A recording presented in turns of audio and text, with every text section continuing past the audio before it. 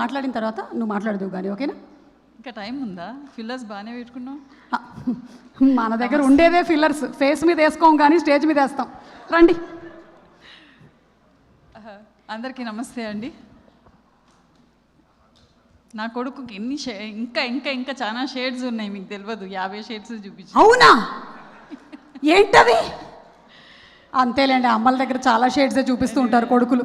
Anyway, thank you all, thank you team GPS. వాడిని actor చేయించినందుకు, hero చేయించినందుకు, because వాడికి యాక్టింగే ఇష్టం అనమాట.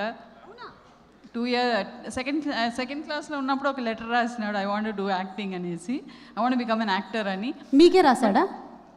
అంటే మా ఇంట్లో ఒక ఆయనకి ఇచ్చినాడు. ఆ లెటర్ ఇంకా ఉంది నా దగ్గర.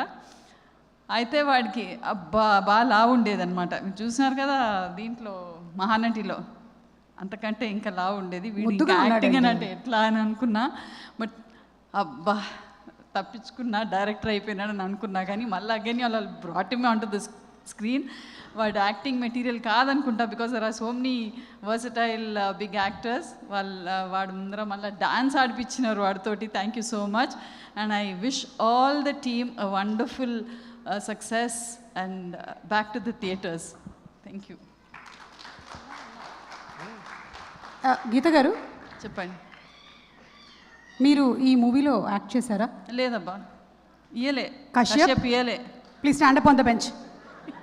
తరుణ్ గారికి అయితే ఇచ్చారు కానీ why didn't you give a role to Geetha గారు? ఏది? వాడు షేడ్స్ అని చూసేస్తానని భయమేమో. Ya correct. ఆల్రెడీ మీరు తరుణ్ గారి షేడ్స్ చూసేశారు కదా, మళ్ళీ కశ్యప్ గారి షేడ్స్ ఎందుకు? ఇవాళ వేసుకొని వచ్చాడు అసలే ఒక shade. Yeah, thank you Geetha గారు, ఫ్యాంటాస్టిక్ అండి. మీ యాక్టింగ్ కూడా అంతే వర్స్టైల్గా ఉంటుంది.